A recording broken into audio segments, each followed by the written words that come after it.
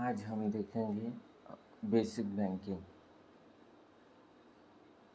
Debit card 16 digit का number होता है। डेबिट कार्ड मूल रूप से बैंकों द्वारा जारी एटीएम कार्ड है जो ग्राहकों को एटीएम वेंडिंग मशीनों से पैसे निकालने और ऑनलाइन बैंकिंग की सुविधा देता है। पहला अंक उद्योग कोड का प्रतिनिधित्व करता है और प्रमुख उद्योग पहचान करता है। पहले 6 अंक का प्रतिनिधित्व जारीकर्ता पहचान संख्या का करता है।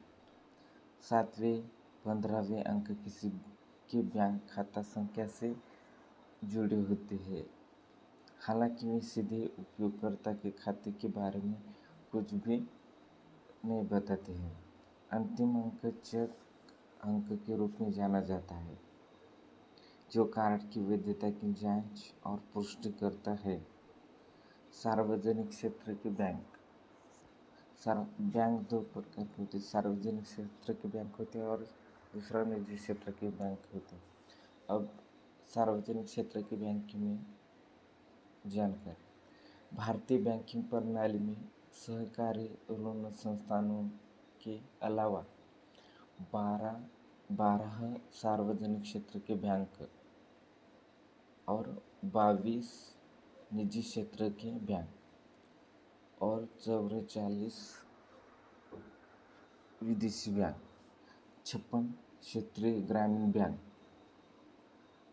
और 1485 शहरी सहकारी बैंक और 996,000 ग्रामीण सहकारी बैंक शामिल है। भारत 2017 में सार्वजनिक क्षेत्र के 27 बैंक से घटकर 2020 में 12 हो गया है। भारत के वित्तीय सेवा विभाग के अनुसार सार्वजनिक क्षेत्र के बैंकों 12 बैंकों की सूची इस प्रकार दी है।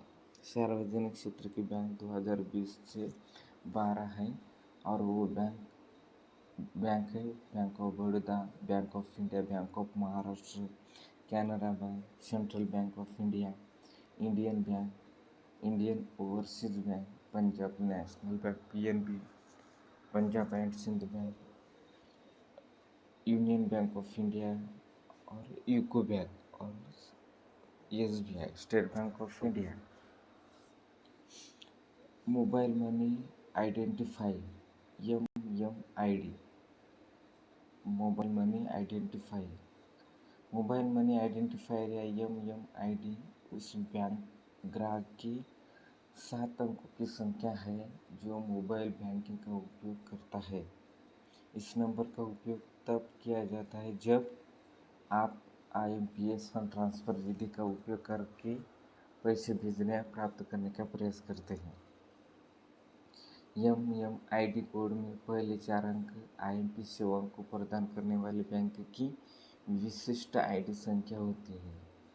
चूँकि आईएमपीएस एक तत्काल वास्तविक समय अंतर बैंक निधि हस्तांतरण तंत्र है जो इलेक्ट्रॉनिक माध्यमों से सक्षम होता है, इसलिए लेनदेन को सुरक्षित रखने के लिए एमएमआईडी जैसे सुरक्षा उपायों की आवश्यकता होती है। हर बैंक खाते में केवल एक एमएमआईडी होता है। यह एमएमआईडी बैंक खाते के लिए अद्वितीय होगा। मोबाइल नंबर के साथ एमएमआईडी एक बैंक खाते की पहचान करता है। विभिन्न एमएमआईडी को ही एक ही मोबाइल नंबर से जोड़ा जा सकता है। एक एमएमआईडी का उपयोग केवल एक बैंक खाते द्वारा किया जा सकता है। आपके पास 2 बैंक खातों के साथ एक ही एमएमआईडी नहीं हो सकता है। रेपो दर में वृद्धि। यदि किसी अर्थव्यवस्था में मुद्रास्फीति लगातार बढ़ रही है तो केंद्रीय बैंक रेपो दर में वृद्धि कर सकता है। रेपो दर मतलब क्या? रेपो दर यह वह दर है जिस दर पर भारतीय रिजर्व बैंक यानी आरबीआई बैंक को कुछ समय के लिए मतलब अल्पकालीन समय के लिए धन देता है, उसे रेपो दर कहते हैं। आरबीआई द्वारा बैंकों को अल्पकालीन धन देता है, उसे रेपो दर कहते हैं। और इसके उलट रिवर्स रेपो दर मतलब क्या? रिवर्स रेपो दर जैसे कि नाम से ही पता चलता है, यह रेपो रेट का उल्टा है। यह वह दर है जिस पर बैंक आरबीआई भारतीय रिजर्व बैंक को अल्पकालीन धन उधार देता है। महंगाई की स्थिति में आरबीआई रेपो दर को बढ़ाता है और यह बैंकों के लिए आरबीआई की ऋण लेने के लिए एक विघटनकारी के रूप में कार्य करता है। यह अंततः अर्थव्यवस्था में मुद्रा आपूर्ति को कम करता है और इसलिए मुद्रास्फीति को संभालने में मदद करता है। यहाँ पे कुछ नोट दिए हैं। भारत सरकार 1 रुपये के नोटों का मुद्रण नहीं करती। भारत सरकार 1 रुपये के नोटों का मुद्रण नहीं करती है। भारतीय रिजर्व बैंक अन्य भारतीय मुद्रा नोट जैसे कि 100 रुपये की नोट, 500 रुपये की, 2000 रुपये की तरह 1 रुपये इसकी तरह 1 रुपये जारी नहीं करता। इस 1 रुपये की मुद्रा की नोट का आकार आयताकार 9.7 इंटू 6.3 सेंटीमीटर होगा। यह 1 से 10 माइक्रोन मोटी होगा, जबकि इसका वजन 90 जीएसएम ग्राम प्रति वर्ग मीटर होगा। एक मुद्रा नोट के मुख्य भाग में हिंदी में भारत सरकार शीर्ष पर लिखा होता, जबकि गवर्नमेंट ऑफ इंडिया नीचे अंग्रेजी में लिखा होता है। भारतीय रुपया बैंक नोटों पर भाषा पैनल भारत की 22 आधुनिक भाषाओं में से 15 में नोट के मूल्य वर्ग को प्रदर्शित करता है। आयल एक्सप्लोरेशन प्लेटफॉर्म सागर सम्राट की उस पर एक छवि भी होती है।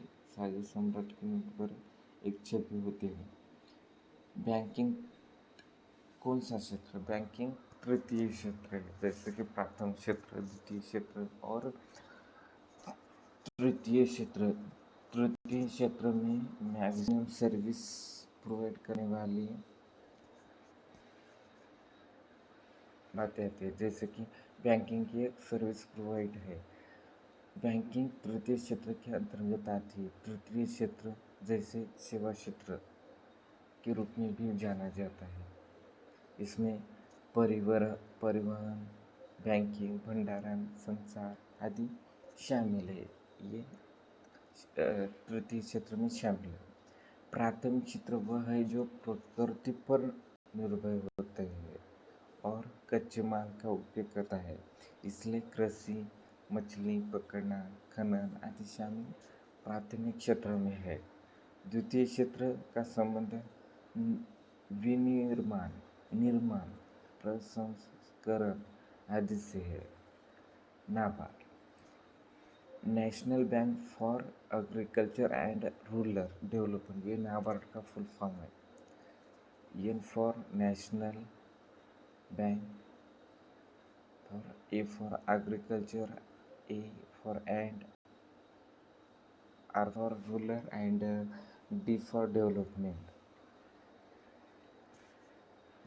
बैंकों को भारत में ग्रामीण क्षेत्रों में कृषि और अन्य आर्थिक गतिविधियों के लिए ऋण के क्षेत्र में नीति, योजना और संचार से संबंधित मामलों के साथ सौंपा गया है।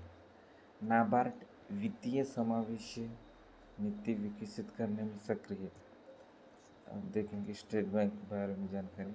State bank of India (SBI) एक भारतीय और बहुराष्ट्रीय और सार्वजनिक क्षेत्र की बैंकिंग और वित्तीय सेवा वैधानिक निकाय है, जिसका मुख्यालय महाराष्ट्र में मुंबई में है।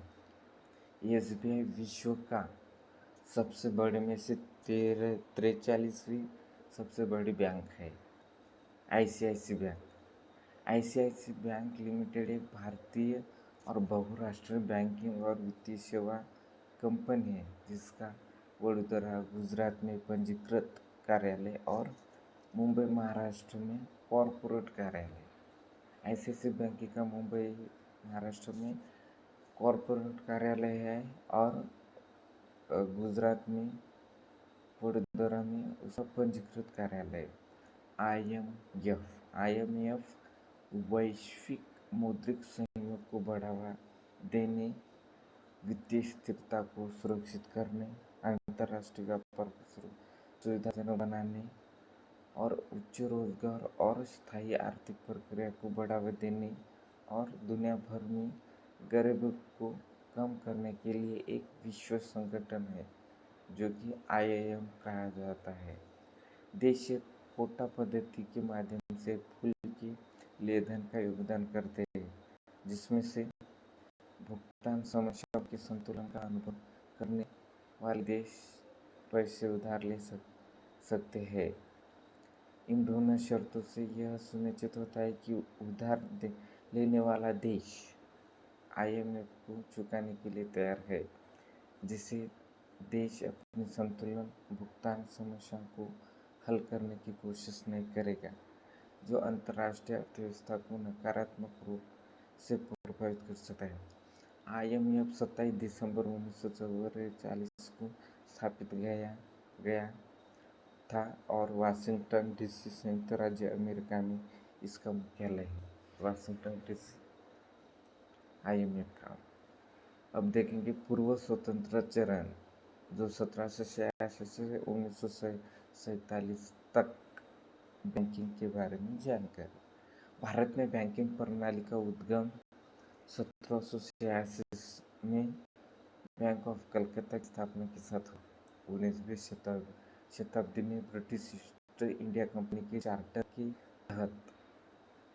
के तहत presidency bank of Bengal, bank of Bombay, bank of Madras की स्थापना की और 1935 में इसी प्रेसिडेंसी बैंकों का विलय कर दिया गया और इंपीरियल बैंक ऑफ इंडिया नामक एक नई बैंक बनाई गई। Bank of Bengal, bank of Bombay, bank of Madras, तीनों बैंकों का एक प्रेसिडेंट था और उसका विलय हो गया और बाद में इंपीरियल बैंक ऑफ इंडिया एक नामक बैंक बनाई गई और बाद में इसी इंपीरियल बैंक ऑफ इंडिया का बाद में भारतीय स्टेट बैंक बना। 1865 में इलाहाबाद में पहली भारतीय लेकिन स्वामित्व वाली इलाहाबाद बैंक की स्थापना हुई। 1895 में पीएनबी पंजाब नेशनल बैंक स्थापित किया गया था और बैंक ऑफ इंडिया की स्थापना 1906 में मुंबई में हुई थी। 1906 और 1913 के बीच Canara bank, India bank, central bank, bank of India या बैंक ऑफ बड़ौदा और बैंक ऑफ मैसूर वाणिज्यिक बैंक स्थापित किए गए 1906 से 1913 तक। भारतीय केंद्रीय बैंक आरबीआई हिल्टन यंग आयोग की सिफारिश पर 1935 में स्थापित किया गया था। आरबीआई किसने स्थापित की गई थी? आरबीआई हिल्टन यंग आयोग एक कमेटी थी। इसी कमेटी की सिफारिश पर 1935 में आरबीआई की स्थापना की गई। उस समय बैंकिंग प्रणाली केवल क्षेत्रीय शहरों तक सीमित रही थी, मतलब ग्रामीण और कृषि क्षेत्र की जरूरत पूरी तरह से उपेक्षित थी। अब देखेंगे स्वतंत्रता चरण के बाद, यानी 1947 के बाद बैंकिंग प्रणाली। स्वतंत्र के समय जब भारत स्वतंत्र हुआ किंवा स्वतंत्र की लड़ाई थी, उस समय यानी कि 1947 में 15 अगस्त 1947 में के समय संपूर्ण बैंकिंग क्षेत्र एक निजी स्वामित्व में था। अब जो 2020 में से 12 बैंक सार्वजनिक क्षेत्र के थे।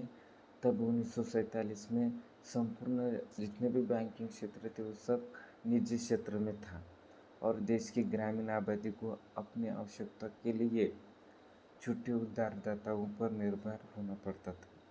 और इन मुद्दों का हल करने और अर्थव्यवस्था का बेहतर विकास करने के लिए भारत सरकार ने 1949 में भारतीय रिजर्व बैंक का राष्ट्रीयकरण कर दिया। 1955 में इम्पीरियल बैंक ऑफ इंडिया का राष्ट्रीयकरण हुआ, उसे स्टेट बैंक ऑफ इंडिया का नाम दिया। स्टेट बैंक ऑफ इंडिया का पुराना नाम क्या था? इम्पीरियल बैंक ऑफ इंडिया, जो 1955 में थे, उसका ही नामकरण बाद में स्टेट बैंक ऑफ इंडिया हो गया। 1949 में बैंकिंग विनियम अधिनियम यानी ये बैंकिंग रेगुलेशन एक्ट 1949 लागू किया गया। राष्ट्रीयकरण अवधि 1969 से 1991। 1969 में भारत सरकार ने 14 जो मुख्य बैंकों का राष्ट्रीयकरण किया जिनकी जमा पूंजी 500 करोड़ से अधिक थी। निजी बैंकों की सूची प्रस्तुत है। 1969 में भारत सरकार ने 1947 में संपूर्ण बैंकिंग क्षेत्र निजी क्षेत्र में था और इसको 1969 में इन बैंकों में से कुछ यानी 14 प्रमुख बैंकों का राष्ट्रीयकरण किया गया और वो बैंक है Allahabad bank, bank of India PNB, bank of Baroda BOB, bank of Maharashtra BOM, central bank of India, Canara bank, Dena bank, Indian overseas bank, Indian bank, संयुक्त बैंक, सिंडिकेट बैंक और union bank of India UCO bank. राष्ट्रीयकरण के बाद भारतीय banking प्रणाली बेहद यानी विकसित हुई, लेकिन समाज के लिए ग्रामीण, कमजोर वर्ग और कृषि और अभी भी सिस्टम के तहत कवर नहीं किया गया था। इन मुद्दों को हल करने के लिए 1974 में नरसिंहम समिति ने क्षेत्रीय ग्रामीण बैंक RBI की स्थापना की सिफारिश की थी और 2 अक्टूबर 1975 को RBI को ग्रामीण और कृषि विकास के लिए ऋण की मात्रा बढ़ाने के उद्देश्य में स्थापित किया गया था। 1969 में 14 बैंक का राष्ट्रीयकरण किया गया और इसके बाद 1974 में नरसिंहम समिति ने ग्रामीण क्षेत्रों के RRB रूरल क्षेत्रीय ग्रामीण बैंक को RRB की स्थापना सिफारिश की थी और वो सिफारिश 2 अक्टूबर 1975 में की। वर्ष 1980 में 6 और बैंकों को और अधिक राष्ट्रीयकृत किया गया। राष्ट्रीयकरण की दूसरी लहर के साथ प्राथमिकता क्षेत्र ऋण देने का लक्ष्य भी 40% तक बढ़ गया था और उसमें 6 बैंक आंध्र बैंक थे, निगम बैंक, नई bank of India, oriental bank of commerce, Punjab and Sindh और विजय बैंक। उदारीकरण चरण 1990 से अब तक सार्वजनिक क्षेत्र के बैंकों की वित्तीय स्थिरता का और लाभप्रदता में सुधार के लिए भारत सरकार ने श्री नरसिंहम की अध्यक्षता में एक समिति की स्थापना की। यह नरसिंहम समिति ने देश में बैंक प्रणाली को सुधारने के लिए कई सिफारिश की, जिनमें से कुछ प्रमुख थे। सिफारिशों का प्रमुख जोर बैंकों को प्रतिस्पर्धी और मजबूत बनाने और वित्तीय प्रणाली की स्थिरता के लिए अनुकूल बनाना था। समिति ने बैंकों की और अधिक राष्ट्रीयकरण करने का सुझाव दिया। विदेशी बैंकों को भारत में या तो शाखा या सहायक कंपनी के रूप में कार्यालय खोलने की अनुमति दी गई। बैंकों को अधिक प्रतिस्पर्धी बनाने के लिए समिति ने सुझाव दिया कि सार्वजनिक क्षेत्र बैंक और निजी क्षेत्र के बैंकों को सरकार और भारतीय रिजर्व बैंक द्वारा समान रूप से व्यवहार किया जाना चाहिए। इस बात पर बिल दिया गया कि बैंकों को बैंकिंग की रूढ़िवादी और पारंपरिक प्रणाली को छोड़ने और मर्चेंट बैंकिंग और अंडरराइटिंग, रिटेल बैंकिंग जैसे प्रगतिशील कार्य को अपनाने के लिए प्रोत्साहित किया जाना चाहिए। अब विदेशी बैंकों को और भारतीय बैंकों ने इन और अन्य नए प्रकार की वित्तीय सेवाओं में संयुक्त उद्यम स्थापित करने की अनुमति दी। 10 प्राइवेट बैंकों को बैंकिंग क्षेत्र में प्रवेश करने के लिए आरबीआई से लाइसेंस मिला। ये global trust bank, ICIC bank, HDFC bank, bank of Punjab, not की PNB, IndusInd bank, Centurion bank, IDBI bank, Times bank और डेवलपमेंट क्रेडिट बैंक। भारत सरकार ने समिति की सभी प्रमुख सिफारिशों को स्वीकार कर लिया। भारतीय बैंकिंग क्षेत्र में आधुनिक विकास। कोटक महिंद्रा बैंक और यस बैंक को 2003 और 4 में सिस्टम में प्रवेश के लिए आरबीआई से लाइसेंस मिला। 2014 में भारतीय रिजर्व बैंक ने आईडीएफसी और बंधन फाइनेंशियल सर्विसेज को सैद्धांतिक रूप से बैंकों की स्थापना के लिए अनुमोदित किया। आज भारतीय बैंकिंग उद्योग सबसे अधिक विकासशील उत्कृष्ट उद्योगों में से एक है। किसी भी देश की बैंकिंग प्रणाली को प्रभावी होना चाहिए क्योंकि ये देश के आर्थिक विकास में सक्रिय भूमिका निभाता है। अब देखेंगे भारतीय रिजर्व बैंक के बारे में जानें। भारतीय रिजर्व बैंक की स्थापना 1935 में आरबीआई अधिनियम 1934 के तहत जॉन हिल्टन जो कमेटी थी, यंग कमेटी थी, जॉन हिल्टन यंग कमीशन की सिफारिश पर 1926 में की गई थी और जिसे भारतीय मुद्रा और वित्त पर रॉयल कमीशन भी कहा जाता है। जॉन हिल्टन कमीशन को ही रॉयल कमीशन भी कहा जाता है, जो देश का केंद्रीय बैंक और 1 जनवरी 1949 को राष्ट्रीयकृत किया गया था। तब से यह भारत सरकार के अंतर्गत कार्य करता है। प्रारंभिक रूप में भारतीय रिजर्व बैंक का केंद्रीय कार्यालय कलकत्ता में स्थापित किया गया था, लेकिन बाद में इसे स्थायी रूप से 1937 से मुंबई में स्थानांतरित किया। मुंबई में आरबीआई का कार्यालय है। मौद्रिक नीति, रेपो दर। इसके पहले हमने रेपो दर कहा था। रेपो दर वह रेप है जो आरबीआई द्वारा बैंकों को अल्पकालीन अवधि के लिए धन दिया जाता है, उसे रेपो दर कहते हैं। उसके रिवर्स क्या कहा था कि रिवर्स रेपो दर मतलब बैंकों द्वारा आरबीआई को कुछ अल्पकालीन काल के लिए धन दिया जाता है, उसे रिवर्स रेपो दर कहा जाता है। वह ब्याज दर जिस पर रिजर्व बैंक चलन नीति समायोजन सुविधा ELA के तहत सरकार और अन्य अनुमोदित प्रतिभूतियों की संपार्श्विक पर बैंकों को रातों रात चलन निधि प्रदान करता है। वह और रिवर्स रेपो दर वह ब्याज दर जिस पर रिजर्व बैंक ELA के तहत बैंकों से रातों रात आधार पर तरलता प्राप्त करता है। तरलता समायोजन सुविधा ELAF में रातों रात और साथ ही सावधि रेपो नीलामियां शामिल है। सावधि रेपो का उद्देश्य इंटरबैंक सावधि मनी मार्केट के विकास में मदद करना है, जो बदले में ऋण और जमा के मूल्य निर्धारण के लिए बाजार आधारित बेंचमार्क निर्धारित कर सकता है तथा इस प्रकार मौद्रिक नीति के हस्तांतरण में सुधार करता है। आरबीआई परिवर्तनीय ब्याज दर रिवर्स रेपो नीलामी भी आयोजित करता है, जैसा कि बाजार की स्थिति के तहत आवश्यक हो। सीमा स्थायी सुविधा MSF यह एक ऐसी सुविधा है जिसके तहत अनुसूचित वाणिज्यिक बैंक रिजर्व बैंक से ओवरनाइट मुद्रा की अतिरिक्त राशि को एक सीमा तक अपने सावधि चलन निधि अनुपात SLR पोर्टफोलियो में गिरावट कर ब्याज की दंडात्मक दर ले सकते हैं।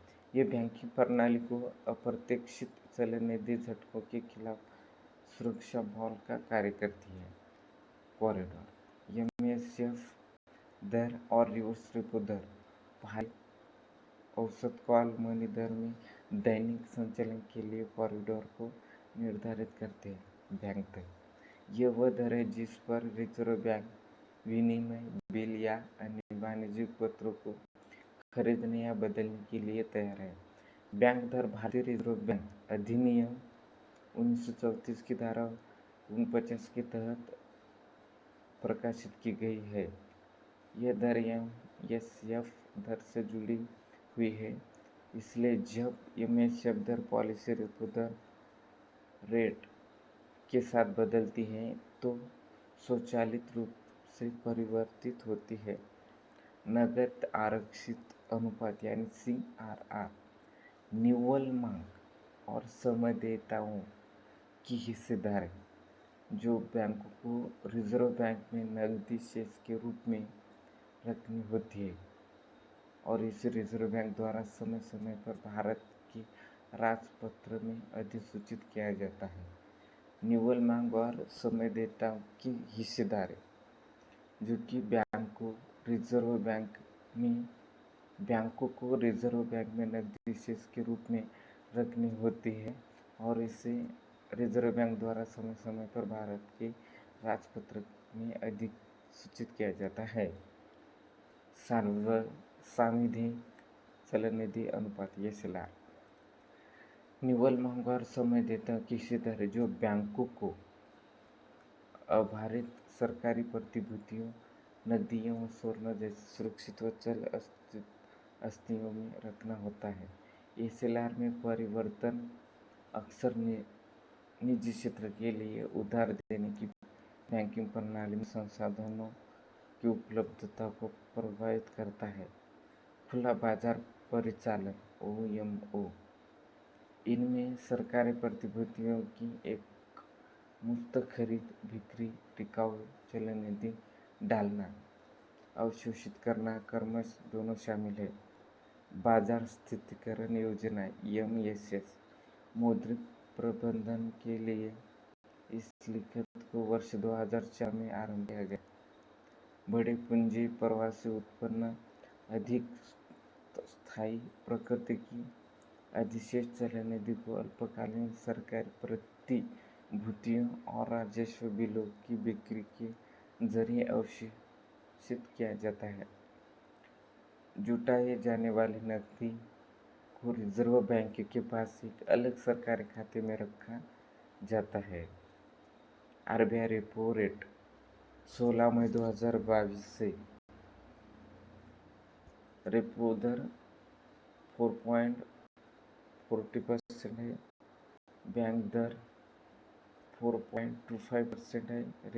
रिवर्स रेपो रेट 3.35% है।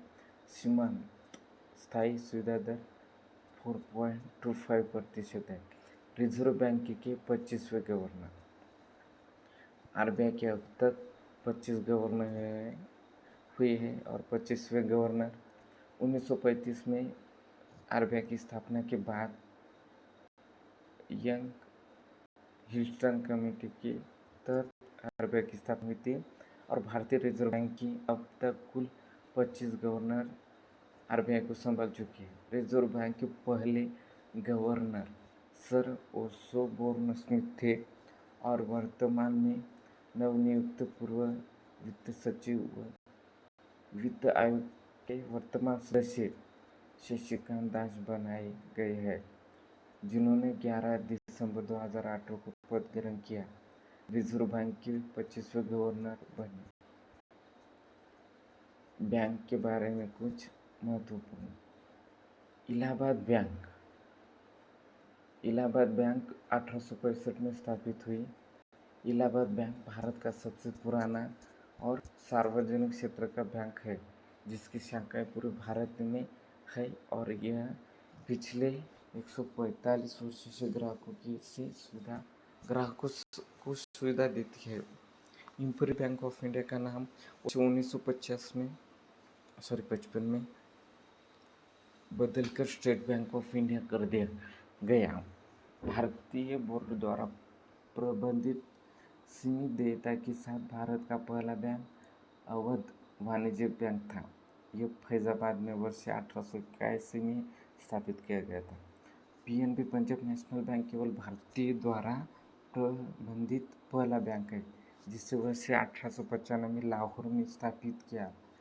किसके द्वारा? लाला लाजपत राय के द्वारा। सबसे पहले विदेशी बैंक स्वदेशी bank central bank of India को भारत का पहला पूर्ण रूप स्वदेशी बैंक माना जाता है, जिसे 1911 में स्थापित किया गया था और ये पूर्णतः भारतीयों की स्वामित्व एवं प्रबंधन वाला बैंक था। यूनियन बैंक ऑफ इंडिया का उद्घाटन महात्मा गांधी ने 1919 में किया था। Union bank of India. Osborne Smith भारतीय रिजर्व बैंक के पहले गवर्नर थे। सी.डी. देशमुख भारतीय रिजर्व बैंक के पहले भारतीय गवर्नर थे। सी.डी. देशमुख भारत आरबीआई के पहले भारतीय गवर्नर थे और ओसबॉर्न स्मिथ भारतीय रिजर्व बैंक के पहले गवर्नर थे। भारत में बचत खाता प्रणाली प्रेसिडेंसी बैंक द्वारा वर्ष 1833 में शुरू की गई थी। प्रेसिडेंसी कौन थी? Bank of Calcutta, bank of Madras और बैंक ऑफ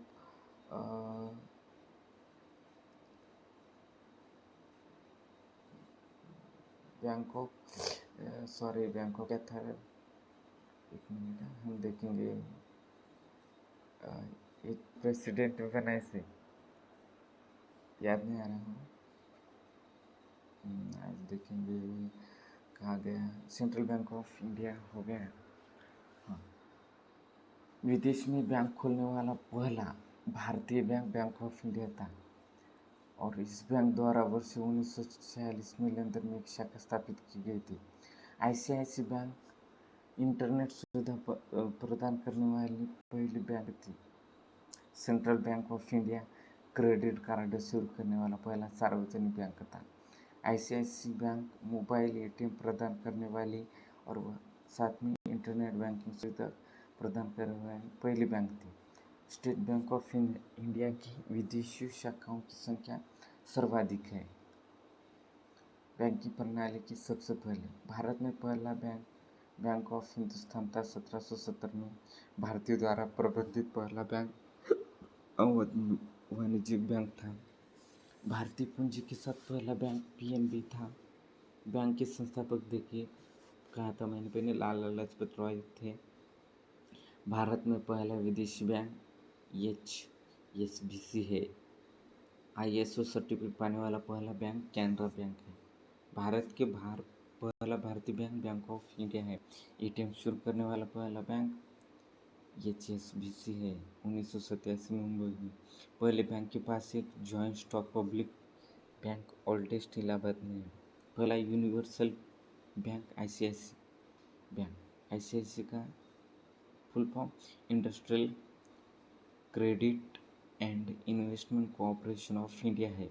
बचत खाता शुरू करने वाला पहला बैंक प्रेसिडेंट बैंक है। ये प्रेसिडेंट बैंक 3 बैंकों से बने थे। बाद में इसका इम्पीरियल बैंक हो गया और उसके बाद में इम्पीरियल बैंक का कन्वर्ट SBI में हुआ। चेक का परिचय कराने वाला पहला बैंक बंगाल बैंक 1833 में। इंटरनेट बैंकिंग सुविधा देने वाला पहला बैंक ICICI। ATM सुविधा, मोबाइल बैंकिंग, ये ICICI बैंक सबसे पहले दे चुकी है। म्यूचुअल फंड बेचने वाला पहला बैंक SBI था। क्रेडिट कार्ड जारी करने वाला पहला bank central bank of India था। पहला डिजिटल बैंक डिजी बैंक। पहला ग्रामीण क्षेत्रीय बैंक प्रथम बैंक सिंडिकेट बैंक द्वारा प्रायोजित प्रिंसिपल रूप में बैंकिंग लाइसेंस पाने वाला पहला बैंक IDFC और बंधन बैंक है। भारत में मर्चेंट बैंक शुरू करने वाला पहला बैंक है ग्राउंड लेस बैंक। ब्लॉकचेन तकनीक शुरू करने वाला पहला बैंक ICICI। वॉइस बायोमेट्रिक पेश करने वाला पहला बैंक सिटी बैंक, और रोबोट पेश करने वाला पहला बैंक HDFC। हमने बेसिक बैंकिंग के बारे में जानकारी देखी। इंडिया पोस्ट पेमेंट बैंक का जो एग्जीक्यूटिव ऑफिसर के जो एग्ज़ाम होने वाले, इसके पूरी सिलेबस की यहाँ इस चैनल पे तैयारी होगी, इसलिए आप इस चैनल को लाइक करें, सब्सक्राइब करें, और अगर आपको किसी और टॉपिक की वीडियो बनाना है तो उसके बारे में कमेंट में बताइए। नमस्कार।